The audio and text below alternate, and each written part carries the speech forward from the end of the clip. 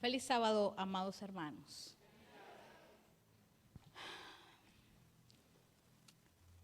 Wow, yo no sé qué pasa.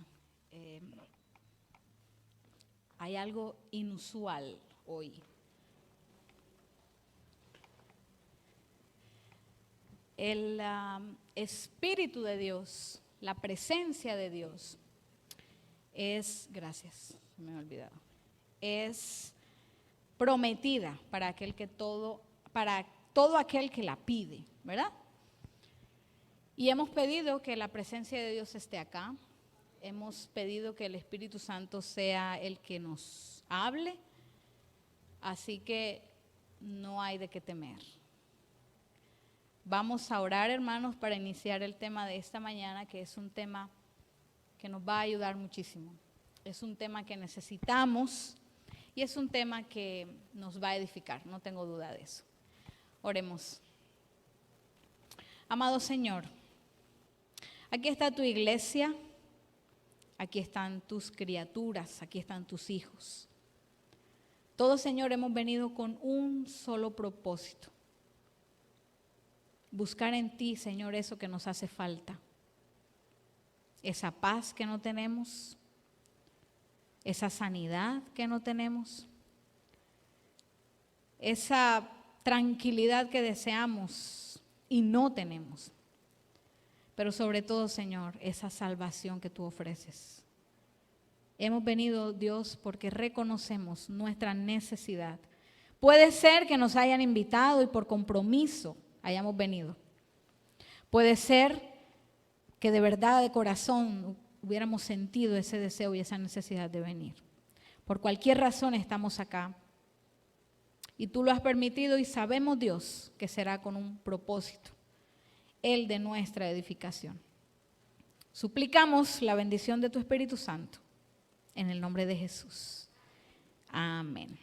Mira, hermanos, quiero comenzar con una historia. Ustedes saben que me gusta mucho contar historias.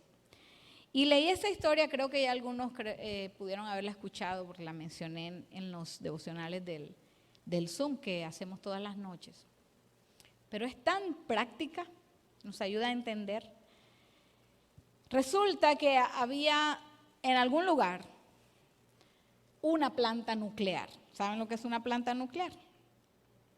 Pues en esa planta nuclear había un inspector encargado de que la persona que saliera por esa puerta al momento de terminar su jornada laboral no se llevara nada, en especial algo que pudiera representar un peligro, porque era una planta nuclear, algún elemento radioactivo, algo. Entonces, ese inspector, su labor era que todas las personas que salieran, los trabajadores de esa planta, revisarlos así, quizá con una maquinita de esas que usan en los aeropuertos, algún detector de metales, no sé. Pues un día un trabajador de esa planta venía con una carretilla. ¿Saben lo que es una carretilla? Y en la carretilla había un montón de acerrín. ¿Saben lo que es el acerrín? El residuo de la madera. La madera es un buen aislante. Y el inspector inmediatamente dijo, aquí hay algo raro. Empezó a verificar, miró, revisó, no había nada sospechoso y dejó pasar al trabajador hacia su casa sin ningún problema. Al día siguiente, a la misma hora, a la hora de salida, el mismo trabajador con una carretilla y con su acerrín encima. Y todavía el hombre, usted sabe, el inspector estaba cumpliendo su labor, inspeccionar. Y como él no veía nada raro, no había ningún elemento ahí radioactivo, nada, pues lo dejaba pasar. Varios días sucedió lo mismo hasta que este hombre dice, bueno, aquí hay algo extraño. Y se le da por preguntarle al trabajador, ¿por qué tú sales con una carretilla y con acerrín en la carretilla? Investigando, indagando, buscando preguntas o respuestas, se dio cuenta que el trabajador se estaba robando las carretillas. El trabajador se estaba robando las carretillas. Fíjese, hermanos, cuando yo leí esta historia, la leímos con mi esposo en un libro que estamos leyendo que se llama El Carpintero Divino. Un regalo del pastor Bolívar a mi esposo. Y bueno, de alguna manera Dios nos instó porque siempre buscamos qué leer y encontramos ese libro, que él lo tenía ahí desde hace mucho tiempo, y así comienza ese libro con esa historia. Está hablando de Jesús, el carpintero divino, la vida y la obra de Jesús como Dios y como hombre, y comienza con esa historia. Y cuando yo leí esa historia, yo digo, wow, eso nos pasa a nosotros, en nuestra vida espiritual y hasta en todas las áreas de nuestra vida. Primero, creemos que estamos haciendo bien nuestra labor y se nos roban las carretillas al frente de nuestras narices. Segundo, creemos que con lo que hacemos es suficiente. No vamos un poquito más.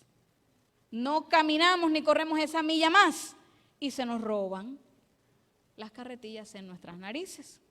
Y tercero, no estamos enfocados en lo principal, en lo importante, y se nos roban las carretillas.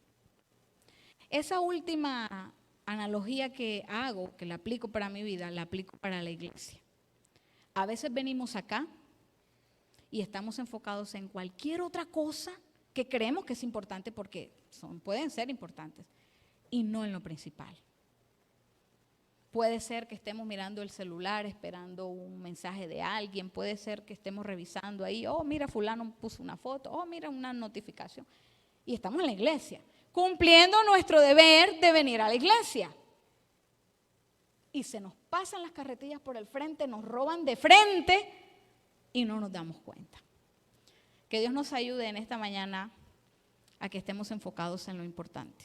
Y no soy yo lo importante, no porque yo esté aquí al frente. Es la palabra de Dios expuesta en esta mañana lo que es importante. Así que le pido por favor que abra su mente y su corazón y se deje encontrar con Dios.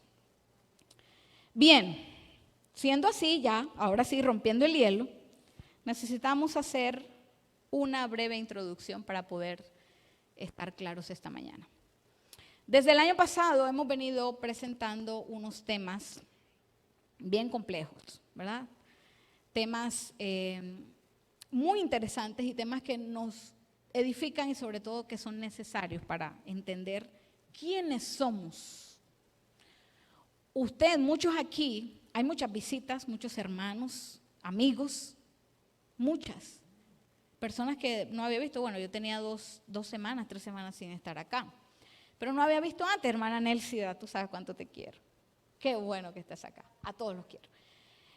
Y venimos desde el año pasado con este asunto de las iglesias de Apocalipsis. Hemos venido hablando de las iglesias, los mensajes que Jesús envió a través de un profeta llamado Juan, el mismo que escribió el libro de Apocalipsis, a las iglesias que estaban en ese momento en Asia. Pero cuando comenzamos eso, dijimos que eran mensajes para la iglesia de ese tiempo, pero que también eran mensajes para la iglesia en el transcurso de la historia, para toda la iglesia cristiana en el transcurrir del tiempo hasta el día del fin. Son 7 iglesias. Estudiamos la primera, la iglesia de Éfeso. Una iglesia que se instituyó justo cuando Jesús se fue. Bueno, Él se va y ¿dónde quedan todos esos creyentes, todos esos seguidores de Él? ¿Qué pasó? Pues se instituyó la primera iglesia, la iglesia apostólica, la iglesia de Éfeso, la iglesia deseable.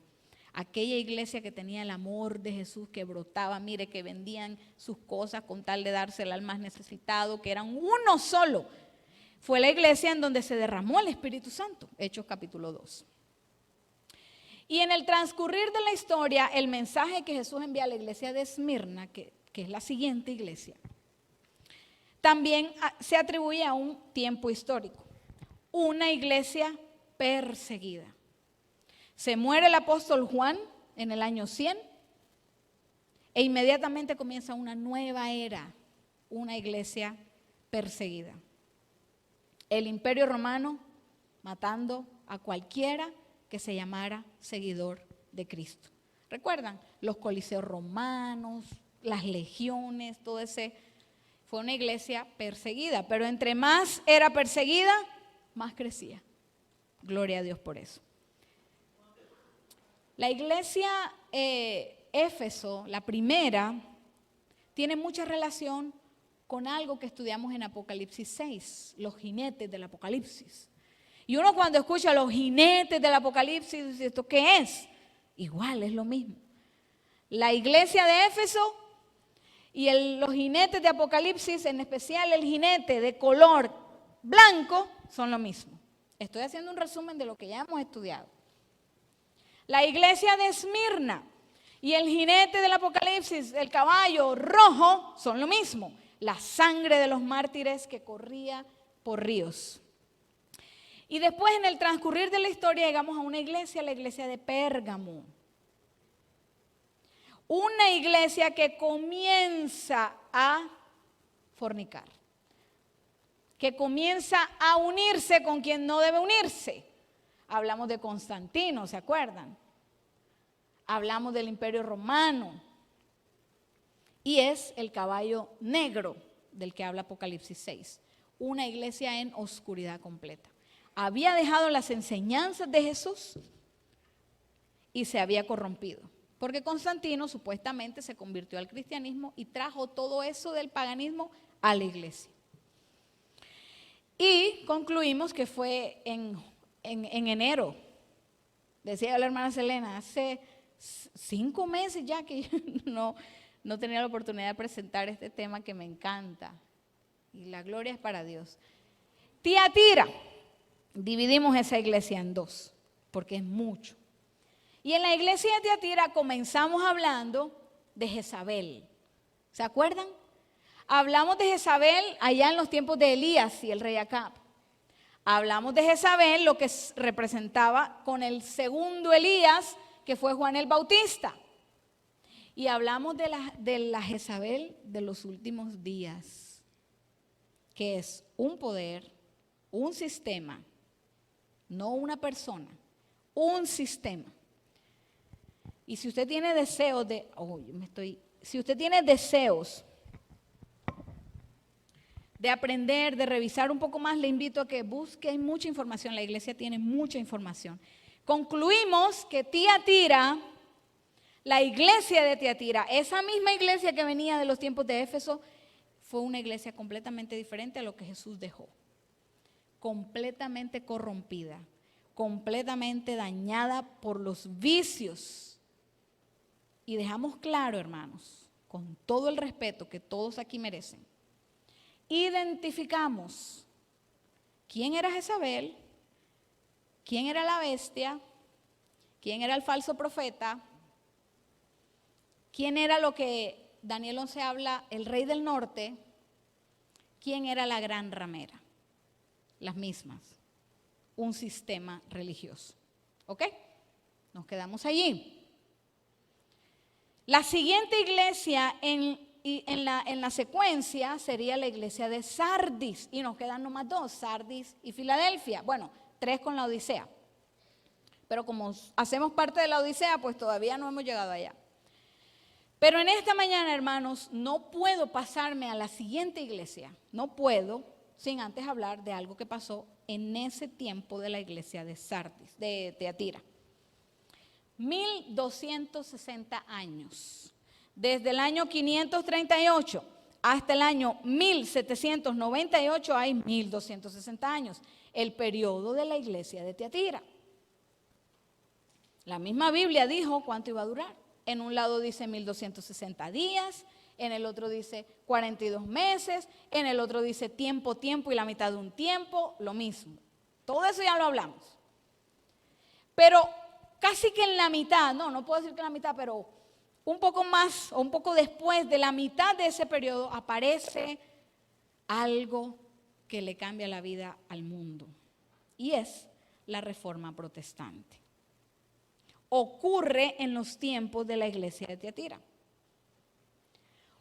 Algo que despertó a toda Europa. Y algo del cual usted y yo hacemos parte hoy. Porque usted y yo somos protestantes. ¿O no? Estamos clasificados así, ¿no? Somos, o podríamos decir, esa corriente de la iglesia protestante. ¿Qué fue la Reforma Protestante? Probablemente usted sepa qué fue. Fue un movimiento. No tiene una sola persona que diga este hombre es, tiene muchos, pero hay uno entre muchos que uno apenas lo escucha, enseguida lo relaciona. Y fue el autor del himno que cantamos, ¿verdad? Martín Lutero. Pero vámonos ahí por partes. Fue un movimiento religioso. ¿Dónde se originó este movimiento religioso? En Alemania. Martín Lutero era alemán. ¿Y cuál era el sentido de esto? ¿Qué es eso de la Reforma Protestante? ¿Qué tiene que ver incluso conmigo? Pues mucho. Porque la iglesia de ese tiempo, ya reconocida como la iglesia católica, apostólica y romana, era la que mandaba. El Papa era el que mandaba. La iglesia que Jesús había instituido había perdido esa pureza y se había convertido en una iglesia llena de ritos, en una iglesia llena de tradiciones, en una iglesia llena de todo menos de Jesús. Y era la iglesia cristiana. Pero hablamos de que cada iglesia tenía un remanente, cada iglesia tenía a un grupo que no se dejaba seducir, que no cambió bajo ninguna circunstancia su fe y el origen de su fe, que era Jesús. Entonces, cuando llegamos a la iglesia de Tiatira, a la Reforma Protestante, bueno, sí, es la iglesia de Tiatira, encontramos a una iglesia en plena época medieval, en plena época de la Edad Media. La única autoridad era la iglesia. Lo que decía la iglesia, eso se hacía. Lo que la iglesia no aprobaba, no se podía hacer. Y esto no fue solo un asunto espiritual o religioso, también fue un asunto económico, también fue un asunto político, fue un asunto cultural. Porque en plena época de la Edad Media, hermanos, el Papa era la cabeza de todo. Habían reyes, habían emperadores, pero el Papa era la cabeza de todos ellos. Entonces comienza desde incluso Pérgamo, cuando se une la iglesia con el Estado, comienza a pervertirse. Y el Papa o los líderes dedican más tiempo a los asuntos seculares que a los asuntos religiosos. ¿Ok? Habían muchas asociaciones, habían muchas uniones en la iglesia que beneficiaban al prójimo. Pero la directiva de la iglesia, la cabeza de la iglesia se dedicaba a hacer dinero. De alguna manera u otra ese era su fin. Crecer, tener propiedades, tener tierras, seguir creciendo, seguir creciendo, seguir creciendo. Y la cabeza de todo eso era el Papa, pero también habían cardenales, habían obispos, habían arzobispos, habían sacerdotes, toda una jerarquía que no estaba mal. Porque hoy en día nosotros también tenemos una jerarquía en nuestra iglesia. Es necesaria. Pero, y aquí viene el problema, esta iglesia reclamaba para sí misma la autoridad de Jesús. Vámonos a Mateo 16, 18, por favor. Mateo capítulo 16, versículo 18.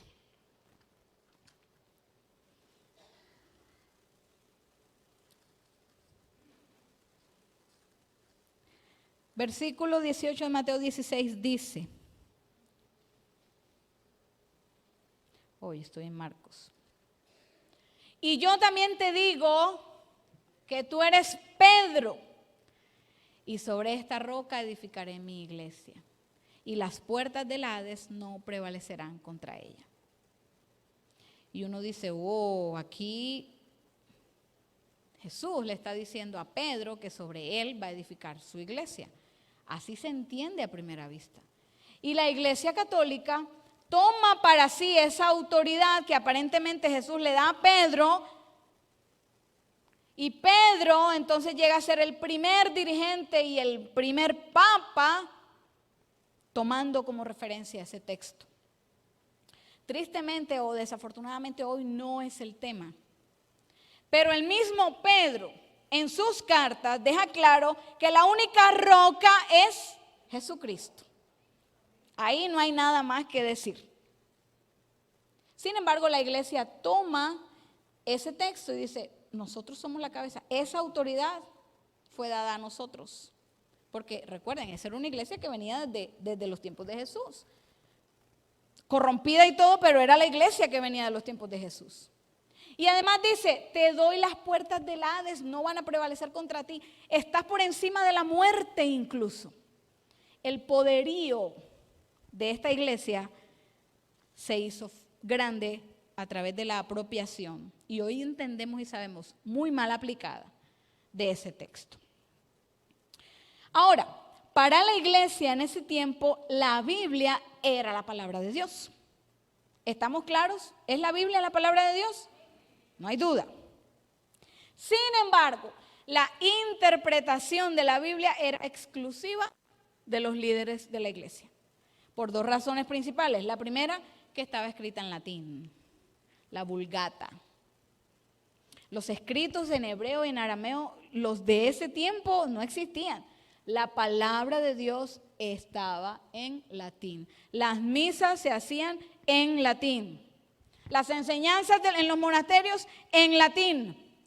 Y como no todo el mundo, no todo el pueblo, sino los intelectuales, los que tenían dinero, los feudales, tenían acceso al latín, pues el pueblo no estudiaba, no podía. Y solamente se quedaba con lo que le decía el sacerdote. La interpretación de la Biblia era responsabilidad exclusiva de la iglesia, porque para ellos, la gente del común, eso es una responsabilidad muy grande. Nosotros nos encargamos, a nosotros nos dieron esa facultad. El sacerdote en los tiempos de la Edad Media, en los tiempos de la iglesia de Tiatira, en especial el Papa, era infalible. ¿Saben ustedes lo que significa infalible? No se equivoca. Puede que cualquiera se equivoque, menos el Papa. Recuerden que la última vez estuvimos hablando de vicario de Cristo, el que se pone en lugar de Dios. Todo eso lo explicamos, por eso dijimos quién era. Y con mucho respeto les digo que estamos hablando de este sistema, no de las personas que hay dentro del sistema. Entonces, como tiene la muerte, las llaves de la muerte, empieza a surgir una figura. La figura del cielo para los que se mueren y se van directo para allá, los buenos. La figura del infierno para los que se mueren malos, directo para allá. Y una figura completamente antibíblica. No hay ninguna jota ni una tilde que hable sobre eso, el purgatorio. Entonces, ¿qué es el purgatorio? Y en ese tiempo de la Edad Media, eso era una cosa que a la gente le tenía pavor al purgatorio, hoy día todavía. Te mueres, antes de irte o al cielo o al infierno, pero obviamente al cielo, porque para eso se presentó esa figura, te vas al purgatorio. A purgar, a pagar por las obras malas que hiciste. Cuando pases ahí 10, 20, 30, 40, 100 años, de acuerdo a lo malo que hiciste, te vas para el cielo. Allá te recibe San Pedro. Entonces empezó ese asunto de tenerle miedo a Dios. Y empezó otro asunto de querer ganarse el cielo. ¿Por qué? Por las obras. Porque entre más obras buenas yo hacía, muchos piensan eso hoy día.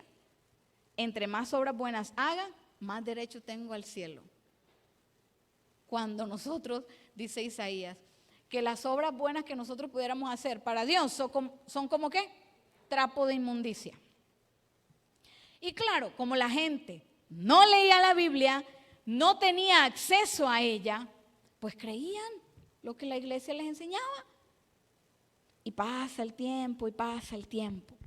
Aquel que no creyera y no aceptara esas teorías era clasificado como o calificado como hereje. El castigo para los herejes era la hoguera. Te quemaban vivo. Te daban tiempo para que te retractaras. Te llevaban ante un concilio. Pero si no, te retractabas. Bien. Esa era la condición de la iglesia en los tiempos de Tiatira. Es mucho más. Ya lo estudiamos al principio, en el tema pasado. Entonces dijimos que había un remanente. Siempre hay un remanente. Y comienzan personas a aparecer, a decir, ven acá, ¿cómo es posible que yo tenga que ganarme el cielo por lo que yo hago? ¿Cómo es posible, y vamos a hablar un poquito adelante de eso, que yo tenga que pagar indulgencias?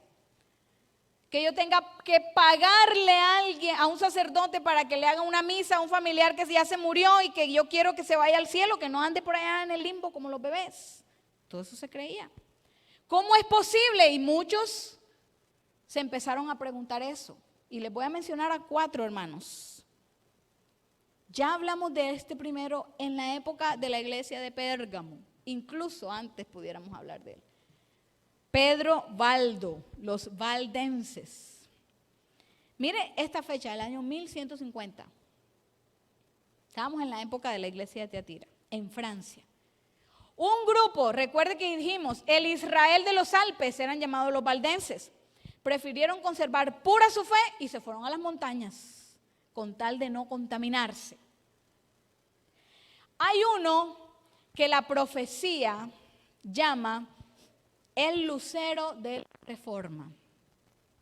Y a veces yo creía que era Martín Lutero, del que hablaban cuando Elena de White, y la misma profecía habla del lucero de la Reforma. Y no es Martín Lutero. Y voy a hacer un paréntesis, mis hermanos, con mucho amor. Si hay un libro que nosotros debiéramos leer después de este, es El conflicto de los siglos, de Elena G. de White. Y no porque sea Elena G. de White, sí, que los que adoran, no, nada de eso. Hermano, usted se va ahí y su entendimiento se abre de una manera a la luz de la palabra de Dios. Pues ella le llama el lucero de la Reforma, John Wycliffe. ¿Han escuchado hablar de Wycliffe? Wycliffe, permítame un segundito, era un inglés, nació en Inglaterra por allá en los años 1300, Pedro Valdo 1100, y se convirtió en un teólogo importante de su época, estudiaba la Biblia. Es interesante, hermanos, que todas estas personas que yo voy a mencionar estudiaban la Biblia. Ellos tenían acceso a ella, eran teólogos, eran sacerdotes, estudiaban la Biblia. Y siendo sacerdotes, estudiando la Biblia, predicaban que los muertos buenos se van para el cielo y los malos para el infierno, cuando en la Biblia no dice eso. Predicaban del purgatorio, cuando en la Biblia no dice eso. Predicaban de que tienes que pagar indulgencias, cuando en la Biblia no dice eso. Siendo estudiosos de la Biblia, ¿cómo es de importante, hermanos, la tradición aquí? Usted cuando cree en algo que su mamá le enseñó y a su vez la mamá de su mamá se lo enseñó y así, eso viene, es muy difícil desprenderse de esas creencias. Y este hombre, Wycliffe, empezó a estudiar la Biblia y se dio cuenta de este asunto, primero de por qué hay que darle dinero a la iglesia. Él decía esto, no estamos hablando de los diezmos. Porque el dinero que la iglesia recibía no era para la misión, era para las arcas de la iglesia, para hacer grandes templos, para hacer palacios para los sacerdotes y los papas, ¿verdad? Él empezó a luchar contra eso. Empezó a predicar y dijo, bueno, indulgencias. que yo pague por mi pecado. No. Y la iglesia lo acusó de hereje. Wycliffe es llamado el lucero de la Reforma porque él tradujo la Biblia del latín al inglés. Él era inglés. A él le debemos, y en ese tiempo se le debe, a que la Biblia fuera traducida del latín al inglés. Entonces, ahora todo el que hablaba y leyera inglés podía leer la Biblia. Empezó Dios a preparar el terreno. Y después de Wycliffe, podemos mencionar a uno más, a Juan Hus. Hus. ¿Han escuchado hablar de los husitas? Pues Juan Hus fue un seguidor de John Wycliffe. Por allá en los 1300, 20 y pico de años después de Wycliffe, nació Hus. Él era un filósofo. Él quería encontrarle sentido a la vida a través de la filosofía. Qué gran error. El sentido a todo usted no lo encuentra ni en la ciencia ni en la filosofía, en Dios, porque Dios es el Dios de la ciencia, Dios es el Dios de la filosofía, Dios es el Dios de las lenguas, etc. Pues él tenía eso y empezó a estudiar las obras de Wycliffe. Y la iglesia lo mandó a llamar. Estoy resumiendo, hermanos, porque pues imagínense, cada historia de ellos es un sermón. Lo llamaron y le dijeron, mira, te vamos a dejar claro que no te vamos a hacer nada. Solo queremos que vengas acá a Roma y nos expliques qué es lo que estás predicando. Él era de Bohemia, por allá, Checoslovaquia, lejos de Roma. Y él fue convencido, bajo la palabra de juramento del emperador, que no le iban a hacer nada. Pues apenas llegó, lo arrestaron. 7 meses duró el juicio y lo quemaron vivo en la hoguera. Lo quemaron vivo. ¿Ok? No que lo mataron y lo tiraron, no, lo quemaron vivo. Y detrás de él venía un seguidor de él, Jerónimo, el mayor historiador. A él le debemos mucho de esto que hoy entendemos y conocemos, a Jerónimo. Fiel seguidor de Juan Hus. Pues detrás de él también fue quemado vivo en la hoguera. Y la historia dice que mientras ellos iban caminando hacia la hoguera, Juan Hus iba cantando, Señor, ten piedad. Señor, ten piedad. Señor, ten piedad. Y fue quemado vivo por oponerse a lo que la iglesia enseñaba. Uno más, antes de llegar al personaje principal. Savonarola. Girolamo Savonarola, 1452. Él estudió mucho las obras de Tomás de Aquino, las obras de... Era un estudioso de la Biblia, italiano. Entonces se da cuenta la geografía. Uno por acá en Inglaterra, otro por acá en Italia, uno por acá en Bohemia, que era lo que hoy conocemos como República Checa, y este hombre, bueno, este también es italiano. Muchos pudiera yo mencionar que sirvieron de piso, de base. Estos hombres eran pre-reformadores. Cuando Martín Lutero, que es el personaje del que vamos a hablar ahora, entra en escena, él no protestó por algo que no conocían. Si ya desde cientos de años antes venían hombres predicando y atacando lo mismo, la corrupción dentro de la iglesia, ¿verdad? Habían sacerdotes que tenían hijos ilegítimos, como la iglesia no los dejaba casarse, pues tenían hijos ilegítimos. Habían sacerdotes que mandaban a matar con tal de quedarse con propiedades de campesinos. Habían sacerdotes que en el tiempo de una misa oficiaban 7 con tal de cobrarlas. Una corrupción terrible. Y estos hombres levantaron su voz. Y como Juan Hus no les importó morir, tanto que hasta cantando se iban a usted sabe, hermano, imagínese eso, hermano. Yo no puedo imaginármelo. O sea, yo trato. 7 meses encarcelado después que le habían dicho que él iba solamente a exponer académicamente sus tesis. Nada, hereje. Y yo estoy hablando aquí bien suave, pero la iglesia en ese tiempo era cruel. Muy cruel.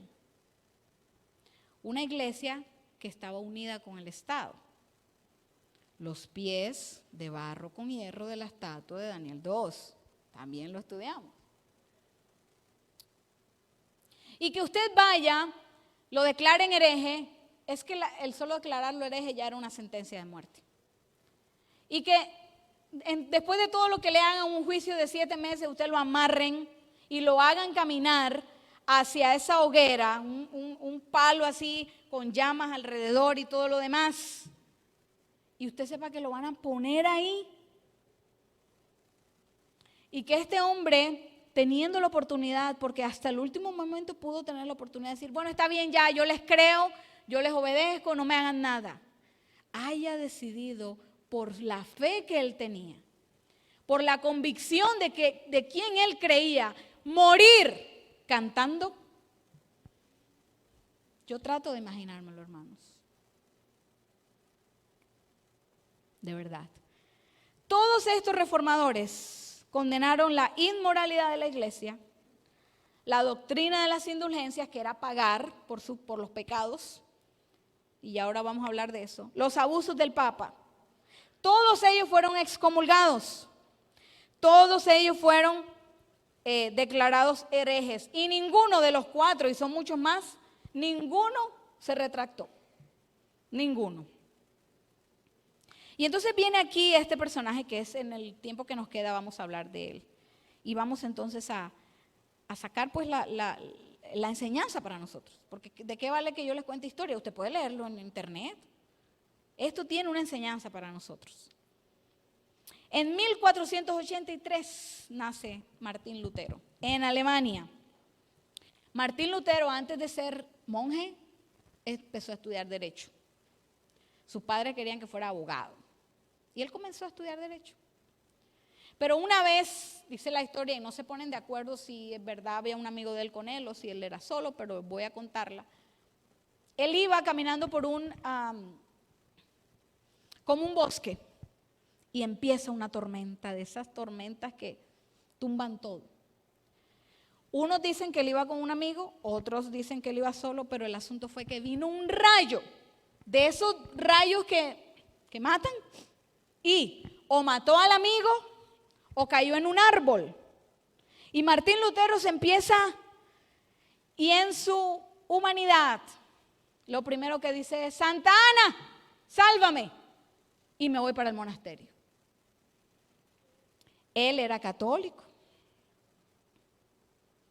Él pensó que Santa Ana lo salvó, porque, repito, o murió su amigo o fue un árbol. Y entonces él hizo el compromiso y se fue al monasterio. Dejó sus estudios de Derecho y empezó a estudiar teología. Ninguna Santa Ana lo salvó. Pero Dios en su divina providencia permitió que fuera así. Y él entonces llegó al monasterio. Martín Lutero anhelaba encontrarle sentido a su vida, porque él había crecido como muchos de nosotros crecemos, pensando que Dios era un Dios malo, castigador, un Dios injusto, un Dios que se complace en que el ser humano se pierda. Martín Lutero nunca había conocido a Dios. Permítame un segundo. ¿Puedes poner las diapositivas, por favor? Y él, en una de sus, vamos a poner esta, en una de sus biografías, porque él escribía mucho, dice esto: yo mismo más de una vez me vi abocado al abismo de la desesperación, deseando no haber sido creado. Amar a Dios, yo lo odio. Ese es Martín Lutero. Él no amaba, él no conocía a Dios, porque es que el que no ama no conoce a Dios, porque Dios es amor. No conocía a Dios, para él esa era la percepción de Dios. Un Dios castigador, un Dios injusto, un Dios que si haces algo mal, ¡pum!, te lanza un rayo. Muchos creemos hoy en día eso. Pasó algo malo en mi vida, Dios lo mandó. Dios me castigó. Cuando Dios es todo amor. Y lo malo que pudiera pasar en nuestra vida son consecuencias de nuestras decisiones, porque además Dios de ser un Dios de amor, es un Dios que te da libertad de elegir. Pero Martín Lutero no entendía eso. Él creía que Dios era un Dios implacable. Su concepto de Dios no le había permitido conocer a Dios. Y mi hermano y mi hermana, en esta tarde, a veces nosotros tenemos ese mismo problema. El concepto que tenemos de Dios nos impide conocerlo. El concepto que tenemos de Dios nos impide acercarnos a Él como Él quiere que nos acerquemos. Porque Dios es un amigo. Dios no es un Dios que está por allá arriba, inclinado, mirando a ver qué es lo que hacen sus criaturas. No. Comenzamos a estudiar la lección de este trimestre hablando de que Dios es un Dios Yahweh, Jehová, un Dios que está cerca de nosotros. Y a veces pensamos, tenemos ese concepto de Dios por tradición, por lo que nos han enseñado. Ah, no, yo ya me crié así, yo nací X religión, así me voy a morir. Por la tradición. Pues este hombre, Martín Lutero, vivía de eso. Pero él entró al monasterio. Y dice la historia de él, que por allá en la biblioteca del monasterio, fíjese, él entró al monasterio pero no estudiaban la Biblia. Estudiaban las homilías del Papa, de los sacerdotes, lo que los sacerdotes escribían. Pero muy poco estudiaban la Biblia. Y él por allá en la biblioteca del monasterio, allá arriba en un stand, se encontró con un librito y lo abrió, era la Biblia. Por allá arriba estaba, quizá empolvada, no sé. Y la abrió. Y empezó a hojearla en latín. Y se encuentra con ese texto maravilloso. Vamos a leerlo, vamos a Romanos, capítulo 1, versículo 17. Romanos 1, 17.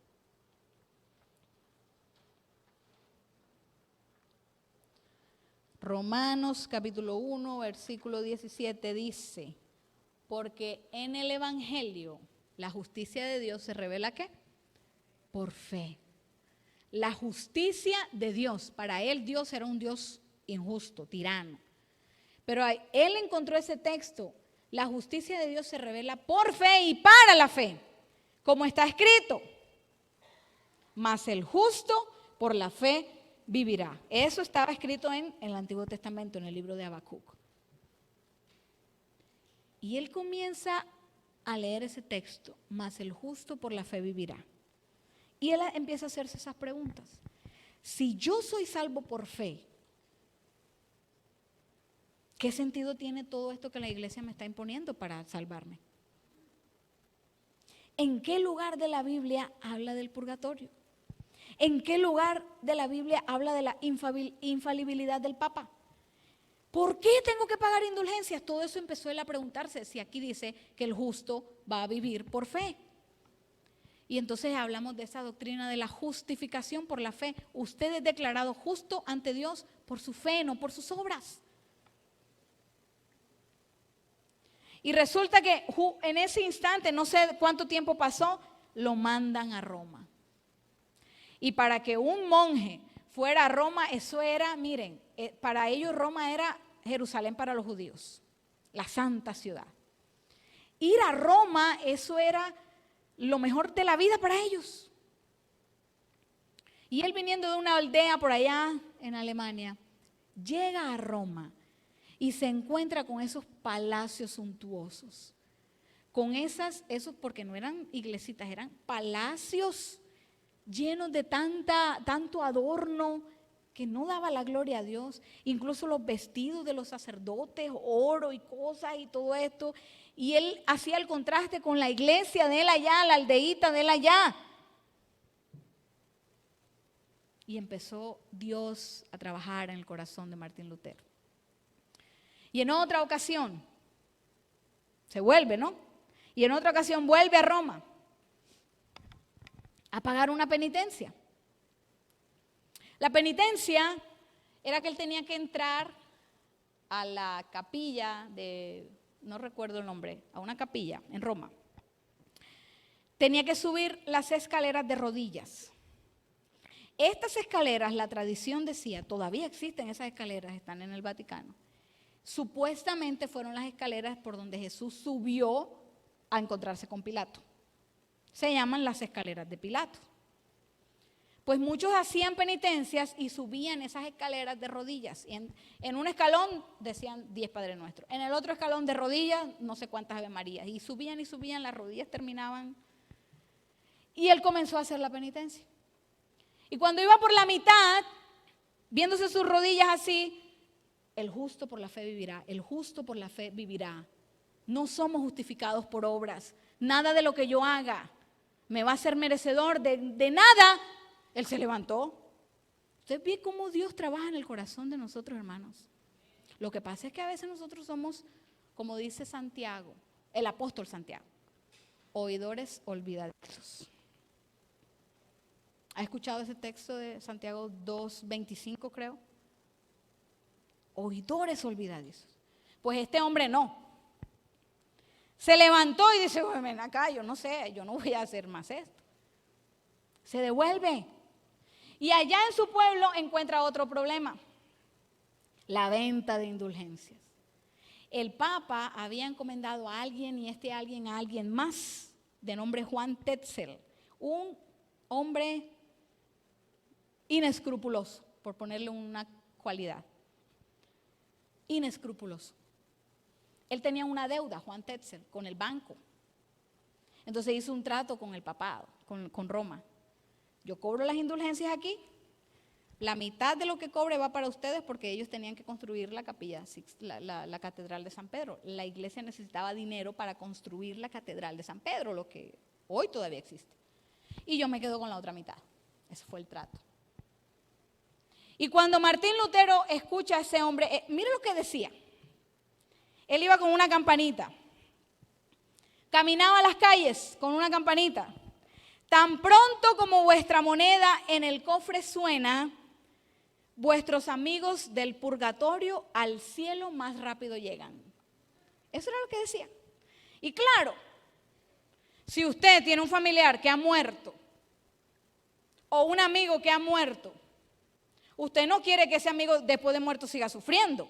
Esa era la tradición, ojo, eso no es bíblico, porque los muertos están muertos, nada saben. El único que murió y resucitó después de Jesús fue Moisés. El único que no ha muerto, que está allá en el cielo, es Enoc y Elías. Ya. Bueno, y los que resucitaron con Jesús cuando Jesús resucitó, las primicias. De resto, todos están muertos, esperando. ¿Ok? Entonces, cuando Martín Lutero escucha, tan pronto como vuestra moneda en el cofre suena, las almas de vuestros amigos del purgatorio al cielo más rápido llegan. Ese hombre se horrorizó. ¿Qué está haciendo esta iglesia? ¿Qué es esto, por Dios? Cuando usted lee la palabra de Dios, y esa es la segunda enseñanza para nosotros hoy antes de terminar. Cuando usted lee la palabra de Dios, pidiéndole a Dios que lo instruya, por eso la palabra de Dios dice que te harán sabio, le dijo Pablo a Timoteo, para la salvación. Te harán sabio. Mi consejo, hermano, deja de escuchar tantos videos. No está mal eso, yo los escucho. Yo los escucho. A mí me gusta instruirme. Pero no puede ser que por encima de tú leer tu Biblia vayas a escuchar a alguien más. Cuando Dios te ha dado a ti la capacidad de leerla. Y te ha prometido el Espíritu Santo para entenderla. Entonces, esto pasaba, estas personas ponían todo, vendían sus propiedades incluso con tal de que su mamá no estuviera allá en el purgatorio sufriendo cuántos años, qué sé yo, 50, 100 años, y después, si no le pago la indulgencia, entonces se va al infierno, a arder por la eternidad, por los siglos de los siglos. ¿Usted se imagina a Dios así? No puede ser que Dios sea un Dios así. Cuando Dios no tiene amor, lo he dicho muchas veces, Dios no tiene amor, hermanos. Dios es amor. La esencia de Dios es amor. No puede ser que una persona, después que muere, que no lo haya aceptado, esté por la eternidad ardiendo. ¿Qué clase de Dios es ese? Malinterpretamos la Biblia, nos basamos en la tradición. Y venimos arrastrando todas esas tradiciones, teniendo la capacidad de que la Biblia sea interpretada por el mismo Espíritu Santo y llevarnos a la luz. Pues este hombre, después de ver esto, dijo, no, aquí hay algo mal. Y hay dos acontecimientos que quiero contarles rapidito antes de esto. Porque déjeme decirle, Dios es un Dios soberano, Dios controla los tiempos, Dios sabe en qué momento. Y antes de que Martín Lutero clavara estas 95 tesis, habían sucedido dos cosas. La primera, en 1430 más o menos, un hombre llamado Gutenberg inventó la imprenta. Creó la imprenta. ¿Qué fue la imprenta? Era un instrumento utilizado para sacarle copias y copias y copias a un escrito. Antes de la imprenta, todo era a mano. Todos esos libros, esas literatura clásica que nosotros conocemos antes de la invención de la imprenta, todo fue escrito a mano. ¿Usted se imagina el Miocid, la Ilíada, la Odisea? Bueno, ese tipo de libros escritos a mano. Y aquel que no leyera latín, pues nunca podía tener acceso. ¿Saben cómo tenía la gente acceso a este tipo de historias? Iban a un teatro. Pagaban por un boleto a escuchar a alguien leerlas. Así era como se enteraban de todas estas. Pues la invención de la imprenta cambió todo. Porque ahora una hoja, mire, la imprenta es hoy en día al internet. Podemos asociarlo de esa manera. Lo que pasó con la imprenta hoy en día fue lo que pasó con la invención del lo que pasó con la imprenta allá fue lo que hoy pasó. O pasó sí con la invención del internet aquí. El mundo entero se expandió. Entonces Martín Lutero clava en la puerta de la capilla de Wittenberg 95 tesis. Entonces uno dice, ¿qué es eso? Pues un papel con 95 puntos, ojo, invitando, porque por su cabeza jamás pensó salirse de la iglesia, por su cabeza jamás pensó ser protestante, por su cabeza jamás pensó ir en contra de la iglesia.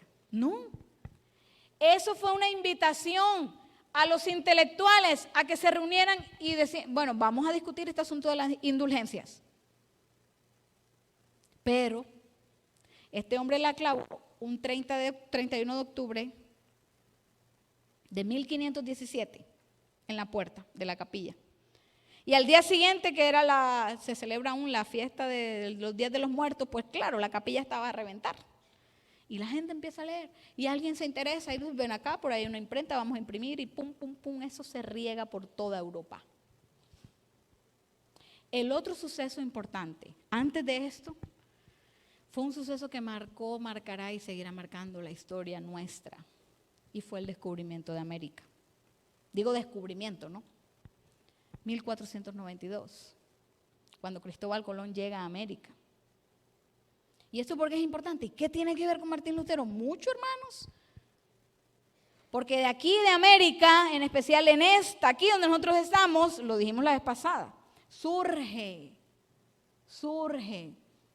una bestia, Apocalipsis 13, que le va a dar la mano a la otra bestia, que es el papado, y la va a levantar de esa herida de muerte que tiene y que aún no ha sido sanada. Entonces esos dos sucesos marcaron el antes. Y viene Martín Lutero y pum, clava esas tesis. Ya voy a terminar. No tenía la intención él de desafiar a la iglesia, no. Era una invitación a dialogar, mis hermanos. Pero pues con este asunto de la imprenta, Dios permitió que se expandieran sus tesis. Y la iglesia al principio no le dio importancia. 2 años después, casi 2 años después fue que lo llamaron a rendir cuentas. Pero en esos 2 años, eso se regó como pólvora. Y no solamente Martín Lutero. Yo me estoy enfocando en él. Pero hay muchos. Juan Calvino. ¿Han escuchado a Juan Calvino? El mayor reformador más, diría yo, importante que Martín Lutero fue Juan Calvino. Tremendo. Úrlico Zwinglio en Suiza y Calvino en Francia y toda esa área. Hombres que siguiendo el ejemplo de Martín Lutero, protestaron. Entonces, a raíz de lo de Martín Lutero, pues la iglesia lo llama y le dice, ven acá. Una vez lo llama y él va, retráctate. No. La segunda vez lo llaman y en uno de esos viajes es que él escribe el himno que cantamos. Castillo fuerte es nuestro Dios, porque él sabía que el hecho de ir a Roma ya le estaba la mitad de muerto ya. Y él escribe Castillo fuerte es nuestro Dios. Pues en una de esas va, sus amigos, él era amigo de los nobles, de la gente adinerada, le dicen no vayas y él va.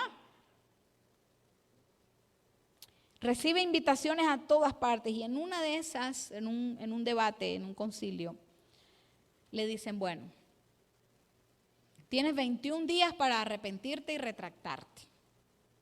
Si no te retractas de esto, serás declarado hereje. Y la herejía era igual a la muerte. Y entonces, él dice esto. Creo que me pasé. Esto.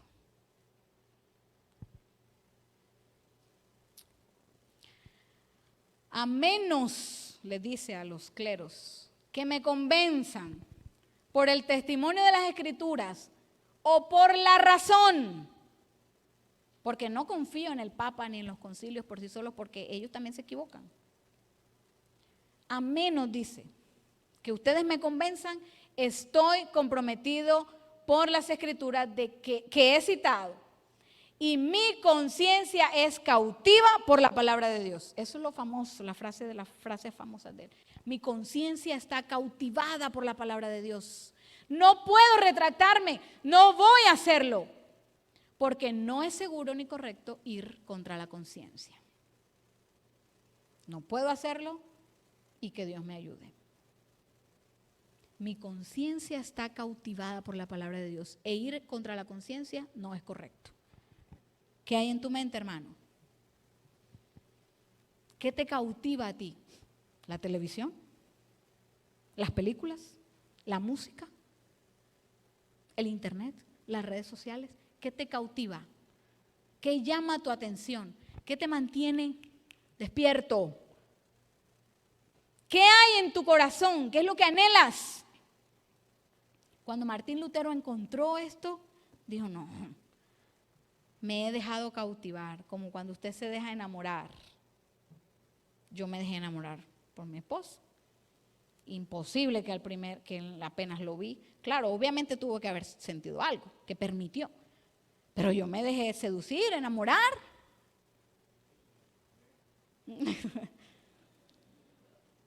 Y eso es un asunto diario, que lo digan aquí los esposos, las parejas, dígame si no.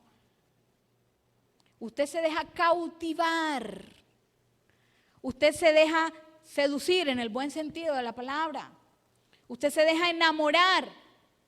Y no estoy hablando solo de los esposos, todos, porque ahora sí, hablando espiritualmente, eso es lo que hace Dios.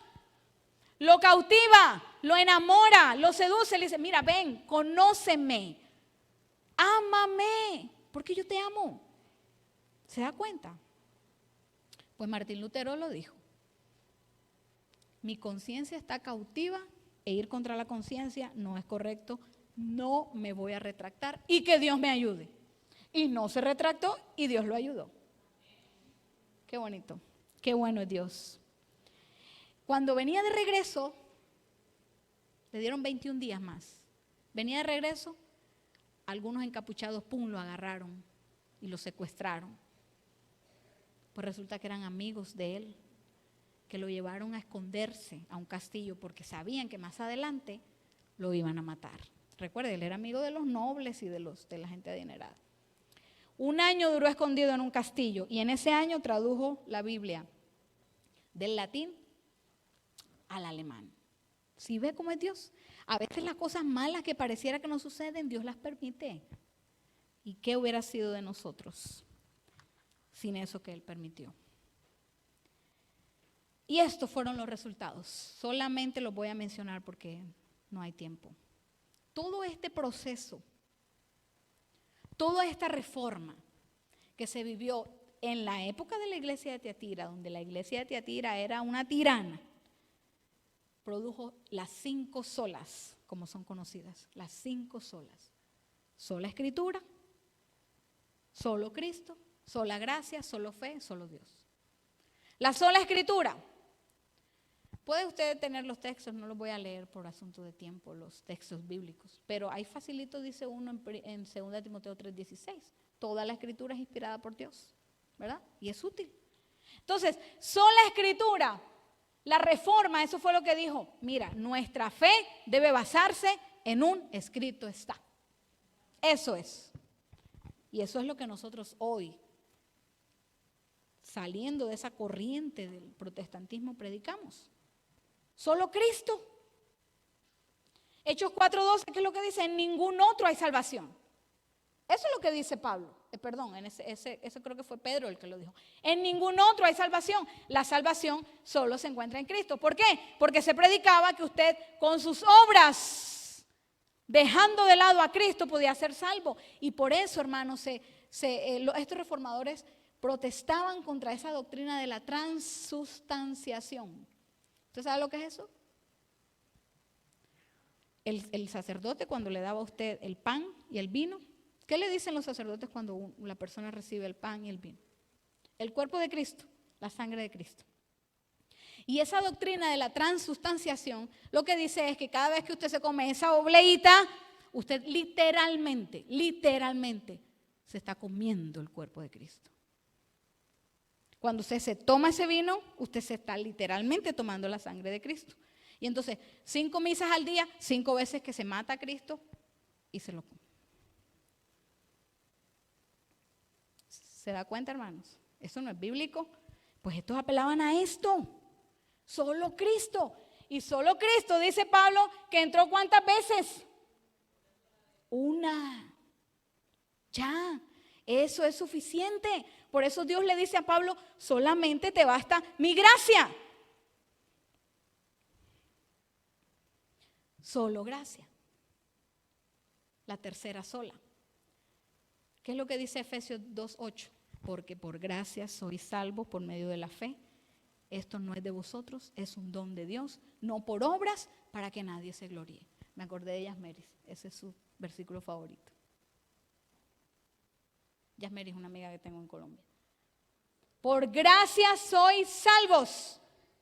Solo la gracia. Solo tu gracia, dice una canción que me encanta. Solo tu gracia me ha sostenido. Tú me has hecho comprender que no tengo que temer, que mi fe es suficiente para vencer. Bonita canción. Solo fe. No le crea al sacerdote, no le crea al pastor. Bueno, no estoy diciendo que no le crea al pastor en todo el sentido de la palabra, ¿no? Doctrinalmente hablando, sola Escritura. La salvación solo puede ser recibida cuando ponemos nuestra fe ¿en quién? ¿En el sacerdote? ¿En el papa? ¿En el cura? ¿En el pastor? En aquel que murió por nosotros. Amén. Y por último, solo gloria. Solamente la gloria es para Dios, no para el sacerdote. No, mira, así se vista, así se ponga el sombrero que quiera ponerse, así se ponga las vestiduras que quiera ponerse. Solo la gloria es para Dios. El propósito de la salvación que recibimos es glorificar a Dios. Pregunto, ¿usted se cree salvo? ¿Usted es salvo? Hermano, no dude eso. Si usted está dudando de su salvación, usted está dudando del poder que tuvo Jesús para morir y resucitar. ¿Usted es salvo? Sí. Y el propósito de la salvación no es para exaltarme yo. No es para que usted me aplaude a mí. No es para que usted me diga qué bien lo hiciste, lo que sea que haga. No. Es para darle la gloria y la honra a Dios. Pues todo lo que hacéis, dice Pablo, si comes, si bebes, si haces otra cosa, es para la gloria de Dios. Dios nos creó para que fuéramos felices y que esa felicidad en nosotros se reflejara dándole la gloria a aquel que nos creó. Dios nos dio el sábado para descansar y que ese descanso le diera la gloria a aquel que puso el sábado en nuestras manos, en nuestra vida. Dios nos salvó para que al recibir la salvación pudiéramos darle gloria a Él. Mi invitación esta tarde es que podamos entender esto Y que podamos nosotros comprender que el papel de estos hombres debería ser un ejemplo para nosotros. ¿Qué estás haciendo? Digo, tú tienes el título de cristiano, ¿verdad? ¿Qué estás haciendo para demostrar que eres cristiano? ¿Te toca trabajar en sábado? Este hombre prefirió, ojo, la doctrina del sábado aquí no estaba. Martín Lutero no conoció el sábado, Martín Lutero no conoció la doctrina del santuario. Eso viene en la otra iglesia, en Filadelfia. Ahorita viene Sardis. ¿Y sabe qué viene en Sardis? El gran problema de esto. El desprendimiento de la iglesia, ya le estoy dando la introducción al otro tema, el desprendimiento de la iglesia y todas esas iglesias que salieron después, que se corrompieron igual que la mamá. ¿Recuerdan la historia de Juan el Bautista? Salomé hizo lo que la mamá dijo que hiciera. Pues estas iglesias que salieron de esta reforma se corrompieron igual que la mamá, pero ese es otro tema. Estos hombres prefirieron morir, aún sin tener toda la luz, morir defendiendo la luz que tenían. Y usted hoy en día y yo tenemos una luz mucho mayor que tenemos que defender.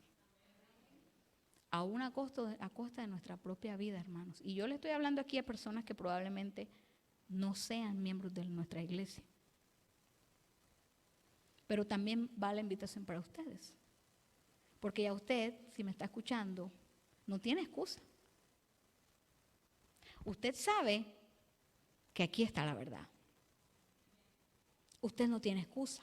Cuando Jesús venga a rendir cuentas, usted no puede decir, yo no sabía. Ah, ¿tú sí sabías? ¿Hoy qué es? ¿Junio qué? 6, 4. El 4 de junio de 2022, en la 26 de la Brockton Street, tú estuviste. Y no me escuchaste a mí, porque oramos pidiendo que fuera Dios quien hablara. Y entendiste que es aquí donde está la salvación. Aquí conoces a Dios y Dios es el que te salva. No tienes excusa, querido. Y si tú eres de los que ya están de este lado, por decirlo de alguna manera, mucho que peor, sabiendo, como dice Santiago 4:17, el que sabe hacer lo bueno y no lo hace, le es pecado. Mucho peor, sabiendo y no haciendo. Termino con esta frase que la presenté en la iglesia de Éfeso y la quiero presentar, en la iglesia de Esmirna, y la quiero presentar hoy en día porque es tremendamente acorde con esto. Leemos esto, pido que medite en esto, que escuche la canción que vamos a escuchar, que también ya la hemos escuchado, y que salga de acá, mi hermano, con la convicción y sobre todo con el deseo en su corazón de entregarle todo a Dios, todo. No un poquito, no unas poquitas horas el sábado. Ah, no, que vengo a esa hora es suficiente, que más bien Dios se sienta, que me agradezca porque vine a la iglesia. No que un poquito de la ofrenda ahí, las moneditas que me sobran. No, todo. Porque cuando usted pone en las manos de Dios todo, usted ve la mano de Dios en todo. ¿Ok? No sé si se ve bien. La mayor necesidad del mundo es la de hombres que no se vendan ni se compren. Hombres que sean sinceros y honrados en lo más íntimo de sus almas. Hombres que no teman dar al pecado el nombre que le corresponde. Hombres que su conciencia sea tan leal como la brújula al polo. Hombres que se mantengan de parte de la justicia, aunque se desplomen los cielos. Vamos a escuchar él.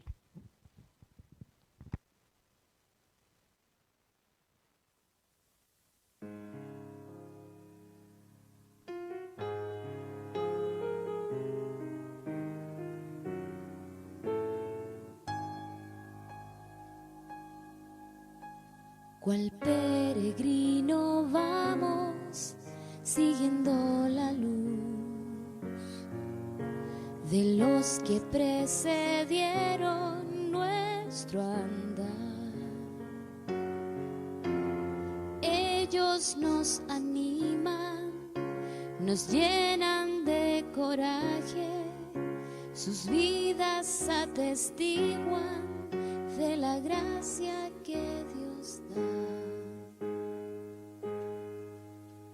Cuán grande nube de testigos en derredor nos animan la carrera continua, en la esperanza de que aquellos que sigan tras nosotros reciban esa misma herencia de fidelidad, que nos puedan recordar que fuimos fieles y que nuestra devoción les dé valor,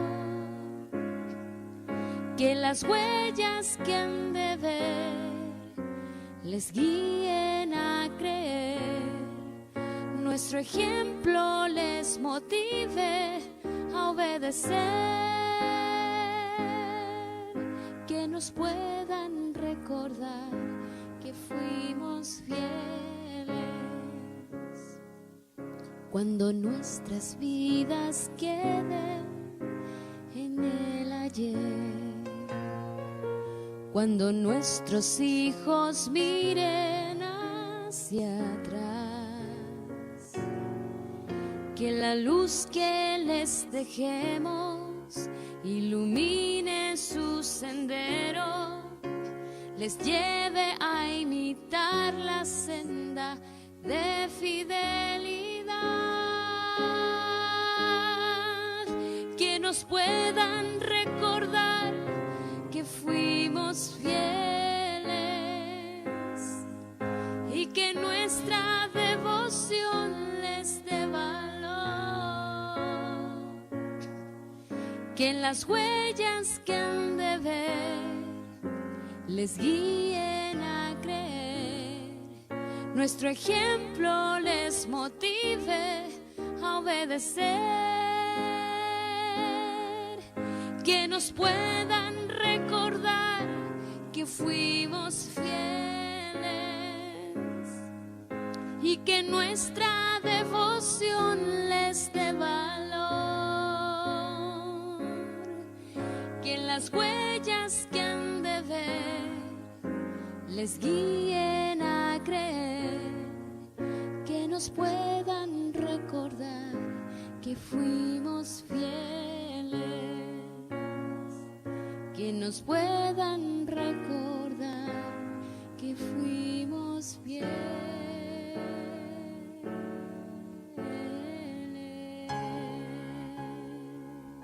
Amén.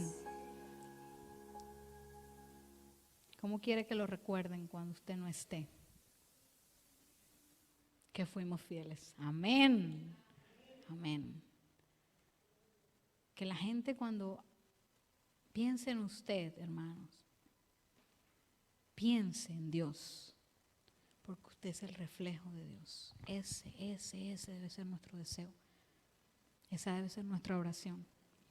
Que cuando alguien lo vea a usted y me vea a mí, vean el carácter de Dios reflejado en cómo yo hablo, en cómo yo me visto, en cómo yo actúo, en cómo reacciono frente a una ofensa, frente a algo. Y sobre todo en qué hago, para que esa verdad que tengo, otros la conozcan. Te invito a ponerte de pie, vamos a orar.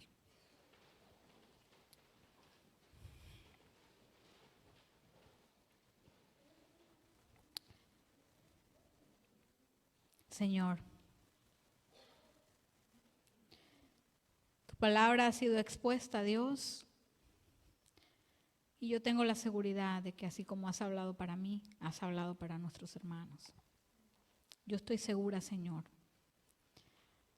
y pido que el poder de tu Espíritu Santo lo haga posible, que al salir de acá, Señor, podamos entender que nuestra vida debe reflejarte.